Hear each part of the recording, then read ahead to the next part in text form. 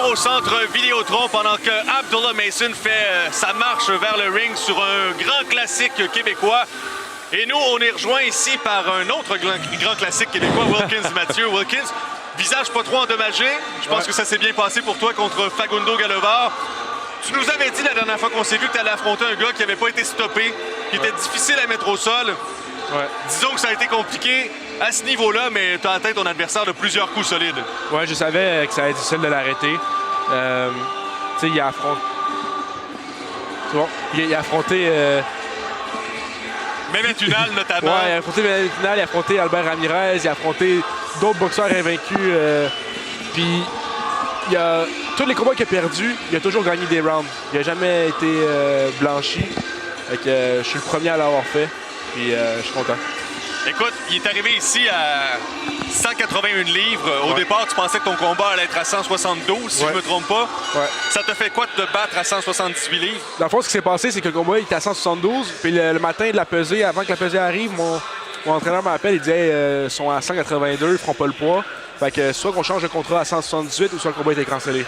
Puis on change le contrat à 178, on a mis le combat à 178. Puis il est arrivé au overweight pareil, mais au moins c'était pas 10 livres. T'sais, si ça avait été 10 livres de différence, la régie n'aurait pas accepté le combat. Ouais. Donc là, on a mis ça à 178. Puis. T'as pu te réhydrater directement, puis ouais, pas trop souffrir. C'est ça, j'arrivais à peser, j'étais hydraté, tout était beau. J'étais à 180 sur le ring, j'ai pris juste 2 livres. Lui, t'es gros, là, par exemple. Oui, effectivement, on l'a vu un peu plus gros qu'à l'habitude. Wilkins, on te garde avec nous. Tu vas faire office d'analyste ce soir, ta première expérience avec nous. Parfait. Pour ce combat d'Abdullah Mason. On te revient dans un instant. Good. Chin Promotions. He weighed in at 136.7 pounds, wearing black trunks with white trim. His record, 19 victories with 2 defeats. 9 of those victories coming by way of knockout. From Holbrook, Massachusetts, Mike Badman Ohan Jr. Introducing out of the red corner, introduire du coin rouge, presented in association with Antonio Leonard Promotions.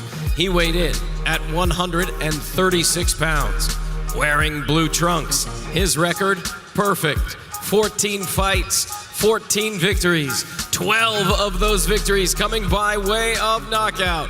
From Cleveland, Ohio, Abdullah Mason!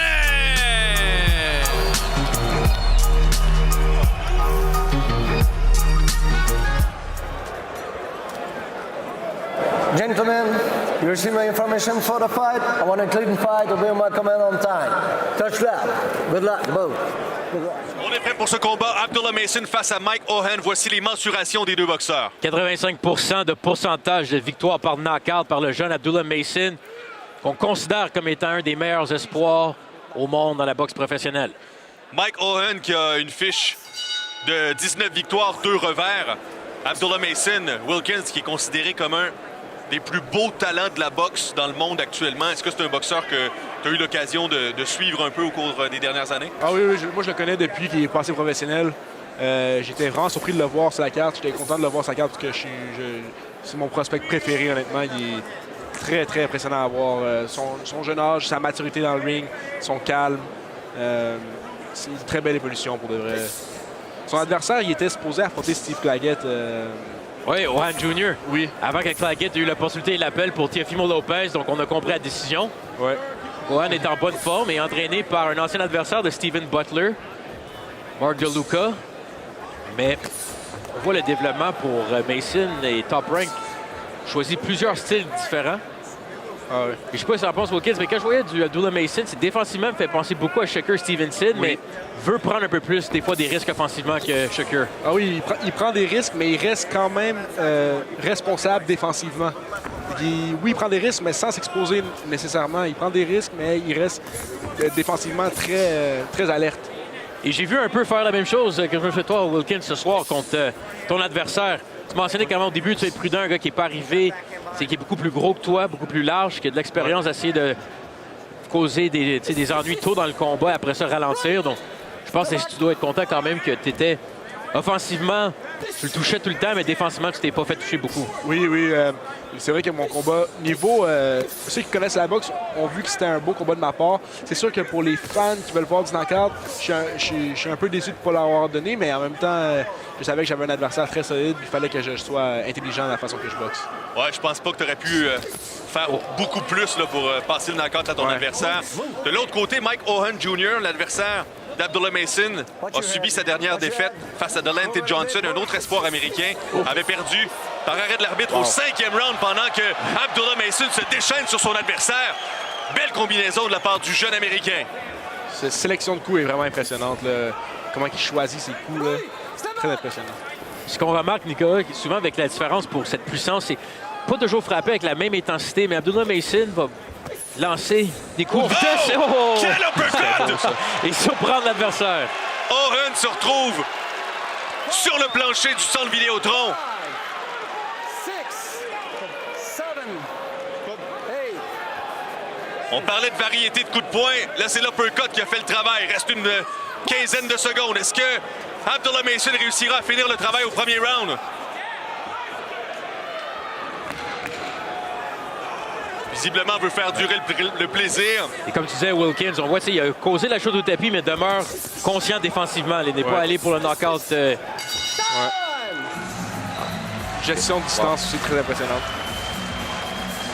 Et c'est ce que, défensivement, probablement une des forces de Shakur Stevenson aussi, de contrôler la distance, de ne pas être à cette distance pour se faire frapper, justement. Mais Abdullah Mason, son arsenal offensif, très, très impressionnant. Oui, exactement. C'est vrai que offensivement, il est plus impressionnant que Shakur Stevenson, on peut dire.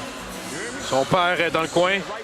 Valiant Mason, et c'est un coin qui est entièrement de sa famille pour Abdullah. Abdullah, ils sont 5 frères, Matt. Oui. Oh, le uppercut court distance. C'est juste surpris, je pense, hein, Wilkins. On n'a jamais vu venir. Ah ouais, les coups, tu ne vois pas venir, c'est les coups qui font le plus mal. En passant à la famille Mason, toute la semaine, ils ont été très sympathiques. Là. Vraiment, c'est chic personne. Ouais, ils sont classiques. Ouais. Tu connais ça, en plus, une famille de boxeurs, Wilkins. Donc, il disait, Abdullah Mason, que c'est sa famille qui le garde concentré parce qu'on pourrait penser à 20 ans, avec toute l'attention médiatique déjà en sa possession, que ça pourrait devenir dangereux.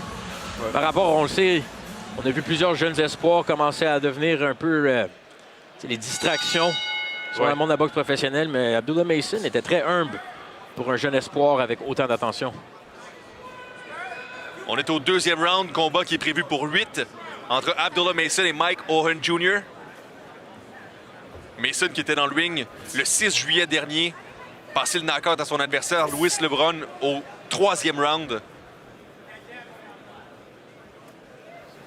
Sachant très bien qu'il y a 8 rounds, pas besoin de tout de suite aller... Quelle combinaison! Et Mike Owen est à nouveau au plancher. Il n'y a pas besoin d'aller pour le knockout tout de suite, mais c'est venu de façon... Ah, c'est terminé, le coach qui arrête le combat. Oui, effectivement, le coach dans le coin. Et Mark voilà, DeLuca. travail expéditif pour Abdullah Mason et Mike Owen Jr., lui qui semble frustré contre son entraîneur, mais bonne décision, protection. Et la foule du centre Vidéotron qui a apprécié le travail du jeune espoir américain. Alors, premier knockout de la soirée. Ouais, c'est vrai que j'ai regardé tous les combats, il n'y a pas eu de knockout jusqu'à maintenant. C'est le premier, justement. Là. J'aurais aimé essayer le premier, malheureusement, j'ai pas vu.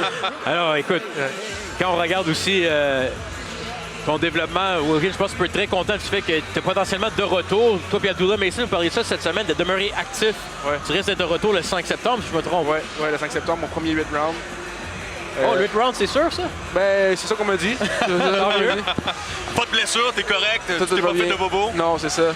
Alors, tu as été à peine touché, je pense même comparé à d'autres qui n'ont pas été touchés souvent dans ta carrière professionnelle, mais ça en était un que probablement meilleur défensivement dans ta carrière présentement. Pendant qu'on va revoir la fin de ce combat-là, double jab, direct, crochet de la main avant, et ça en était fait de la soirée de Mike Owen Jr. On disait double jab et la main gauche après lancée avec plus d'intensité.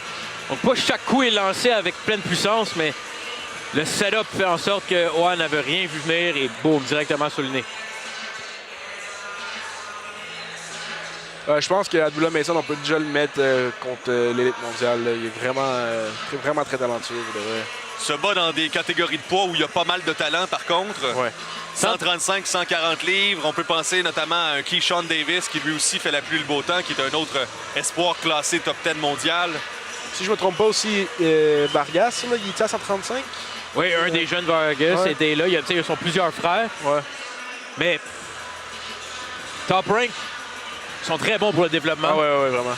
Ils vont bien choisir et Abdullah Mason, probablement d'ici 1 an, va être dans des combats très importants parmi les classements. Ouais. Fait du bien aussi de voir cette humilité. Tu parlais d'un boxeur bien entouré. Ouais.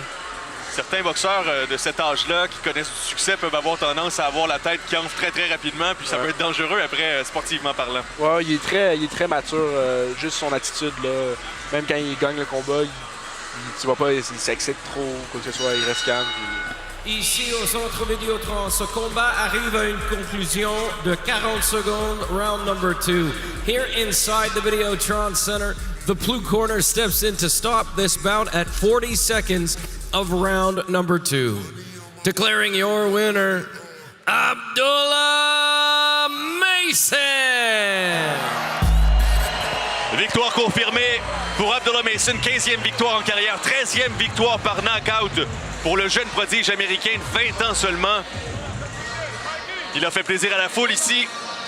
Et Wilkins Mathieu, l'autre jeune prodige, nous a fait plaisir également ce soir. Merci d'être passé avec nous, Wilkins, pour cette première expérience. Ça a été expéditif, malheureusement, mais tu reviendras nous voir. Parfait, j'ai aimé ça. OK, Merci super. beaucoup, Wilkins. Va dire allô à ta famille et tes partisans ici qui t'attendent. Merci à vous. Et nous, ce qu'on va faire, c'est qu'on va faire une courte pause. Au retour, dans quelques instants, Oslis Iglesias sera dans le ring face à Sena Agbeko. Restez pas trop loin, il y a encore de l'action ici ce soir au Centre Vidéotron.